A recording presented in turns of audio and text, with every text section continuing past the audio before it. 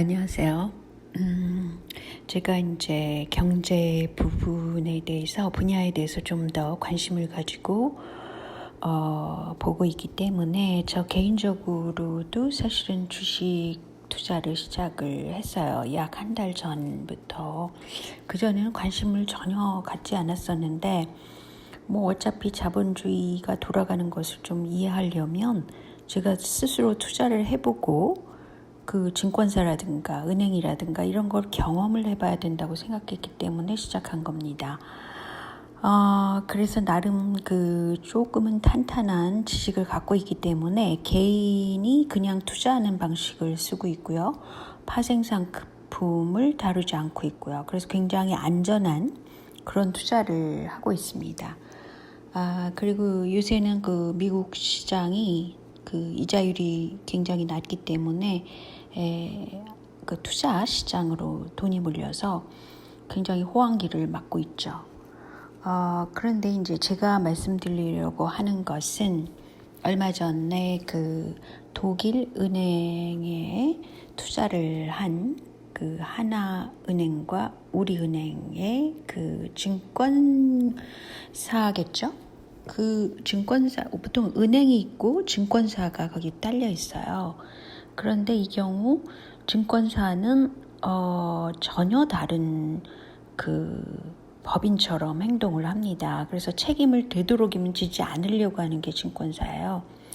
그 은행은 좀 사회적인 기능을 하고 있다 그래서 굉장히 엄격한 그런 룰을 갖고 있지만 증권사는 그렇지 않고 하나의 상품을 팔아먹는 그런 투자 상품을 파는 곳이라고 생각하기 때문에 전혀 다르게 들어가고 있습니다. 그래서 뭐 은행에 갔을 때 만약에 증권사 분야를 다룬다 그러면 전혀 다른 분야라고 이 사람들 몰라요. 은행에서는. 근데 이 북미에서는 제가 보니까요. 은행이 아닌 은행이긴 한데 은행에 소속되지 않은 어떤 증권사로서 이름은 거의 비슷한 이름을 쓰고 있더라고요. 그래서 그것을 이제 컨택을 하잖아요. 그 증권사랑 얘기를 할 때 상품을 소개하는 사람들이 나서지를 않아요. 그래서 저보고 일단 제가 이제 이 상황을 좀 더 자세히 말씀드리려고 그러는데요. 저보고 이제 교육을 그 인터넷에 들어가서 뭐뭐를 쭉 보라고 그래요. 교육 프로그램이 있습니다. 그건 다 무료예요. 그래서 제가 그 교육 프로그램을 쫙 봤어요. 그래서 그랬더니 이제 조금 할 것 같더라고요. 그래서 처음 시작을 증권사를 끼지 않고 제 스스로 하려고 그러는 입장에서 말씀드리는 거예요.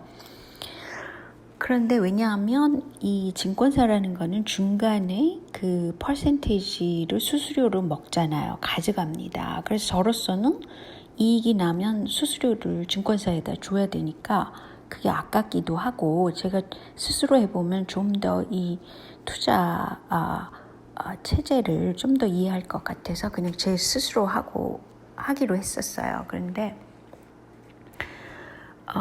그러니까 증권사에서 저한테 이제 계좌를 오픈하겠냐 그러면 오픈하겠다 그러면 뭐 어떤 계좌가 있다 그러면 제가 이제 그 계좌를 오픈하는 것까지는 전화로 도와줘요. 근데 모든 전화 통화는 녹음됩니다. 이게 굉장히 중요해요. 그러니까 저쪽에서 잘못을 했는지 제가 잘못 들었는지 이게 나중에라도 근거가 남죠. 왜냐하면 여기는 슈퍼바이저라 그래서 보통 창구에 있는 사람들, 뭐 금융사나 증권계통 사람들이 하는 말이 다 녹음된다는 거예요. 특별히 증권사는 더 그렇더라고요. 그래서 제가 전화 문의를 항상 할 수 있어요. 제가 관여하는 그런 증권사의 경우는 제가 항시 물어볼 수 있어요. 질문을 할 수가 있어요. 그래서 그거는 참 좋더라고요. 그리고 수수료는 전혀 내지 않지만 어떤 걸 내냐면 제가 상품을 하나 샀을 때 주식 그 투자 대상을 샀을 때 한 9,000원? 거의 10,000원 정도를 내게 돼 있어요. 그렇지만 뭐 내가 10주를 샀을 때 10,000원을 내거나 뭐 20주를 샀을 때 10,000원, 1회에 10,000원 정도를 낸다는 거예요. 근데 저는 이렇게 주식 투자를 해서 손해를 보신 분들을 꽤 많이 이렇게 주변에서 보기 때문에 제가 결심한 것은 안전을 중심으로 해야 되겠다 이렇게 생각을 했어요.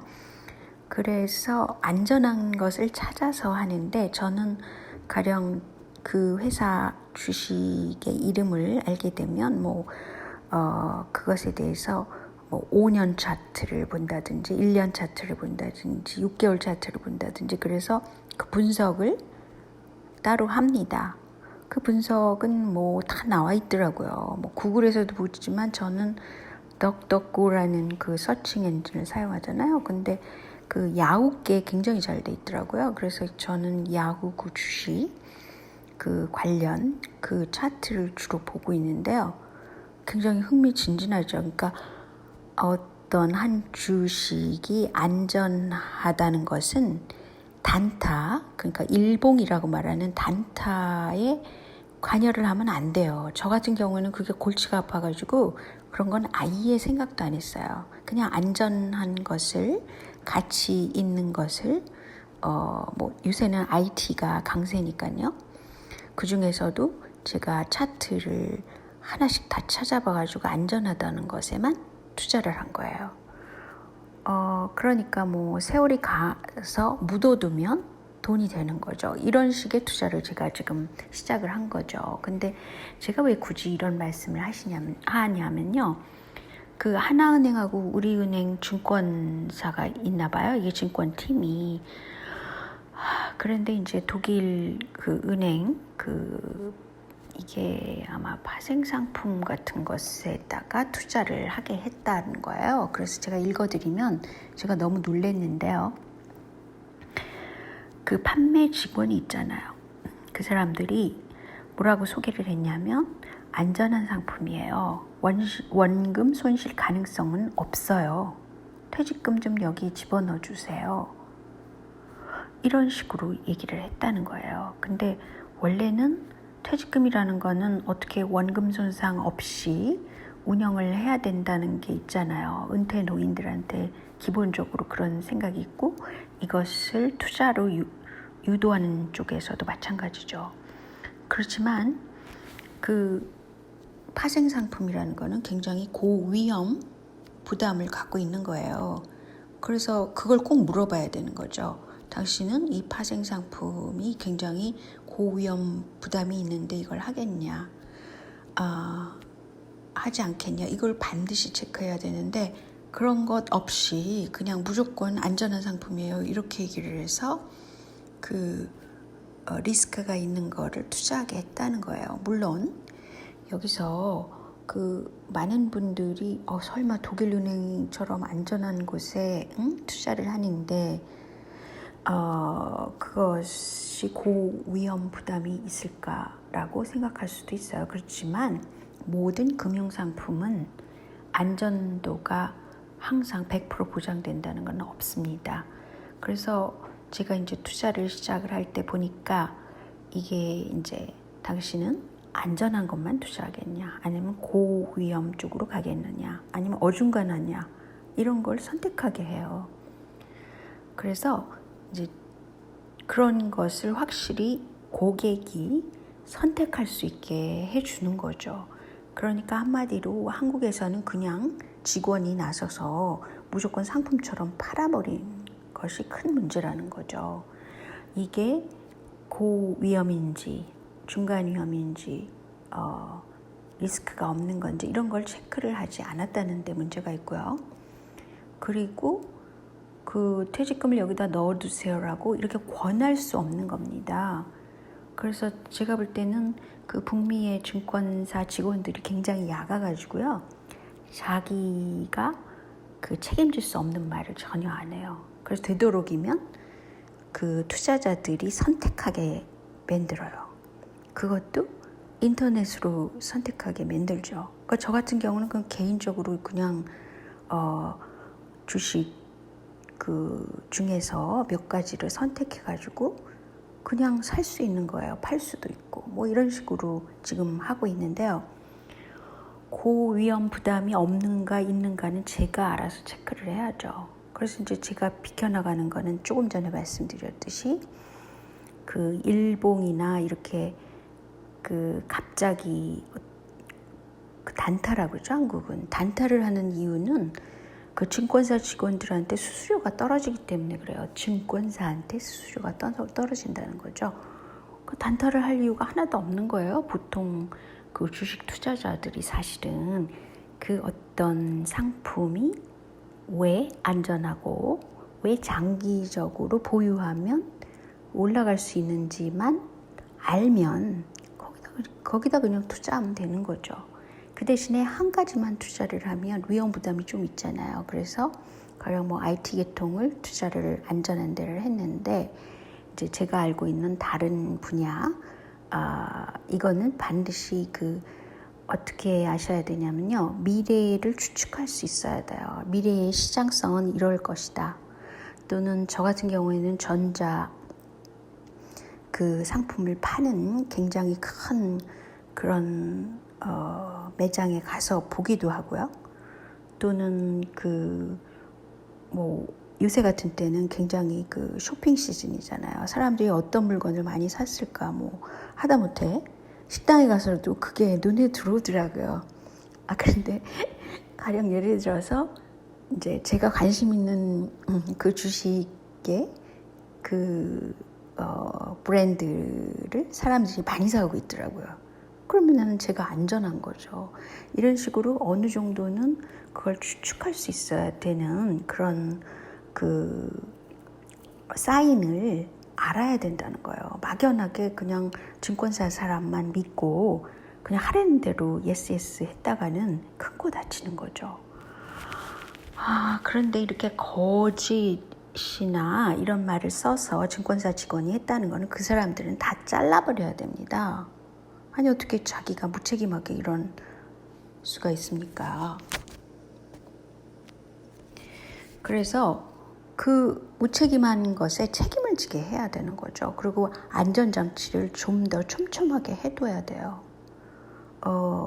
그리고 이제 전화 상담이나 이런 건 녹음이 될 수 있도록 거기서 뭐 이런 상담은 녹음됩니다. 이렇게 얘기를 해요. 전화로 뭘 상담할 때. 그러니까 그게 오히려 더 소비자 입장에서는 안전하다는 거죠. 뭐 그런 게 있고요. 그래서 그 안전성을 지키지 못했기 때문에 이 증권사는 그 책임을 막중하게 져야 된다는 거. 그렇지만 정부에서는 이게 그 고객들이 억울하게 손해를 보기 때문에 어느 정도 보상은 또 정부 차원에서 해줘야 되지 않을까라고 저는 개인적으로 생각합니다. 물론 증권사의 잘못이 있지만 증권사에서 하나은행이나 우리은행 같은 경우에는 증권사랑 법인이 어떻게 따로 세워져 있는지 아닌지 그런 걸 체크해야 될 것 같고요. 그래도 한국 사람 지분이 좀 더 많은 그런 은행이거든요. 외자분이 그래도 조금 적은 그런 은행이기 때문에 만약에 은행에서 손실분이 커진다 그러면 이게 큰일이 될 수도 있어요. 그래서 이런 경우는 그 정부 지원을 은행이 연결돼 있다 그러면 해줘야 된다고 생각하는 사람입니다. 그렇지만 이 기회를 통해서 좀 더 그 증권사 직원의 그 교육을 좀 더 철저히 하도록 촘촘한 그런 그 직원 관리를 해야 된다는 것이죠. 어떻게 남의 돈을 관리하면서 이렇게 무책임할 수가 있을까? 그리고 이렇게 세계 동향이 이렇게 어떻게 흐르는지도 좀 알아야 되거든요. 그래서 뭘 하나 투자를 하려면 사실은 증권사 직원들도 그렇게 많은 정보를 갖고 있지 못할 거예요. 그래서 뭐 이렇게 전문 팀이 있어서 그것에 대한 정보를 계속 주고 있죠. 뭐 세계의 그런 어떤 경제 뉴스라든가 뭐 이런 것들 있죠. 동향, 정치 변화까지도 알아야 되는 것이죠.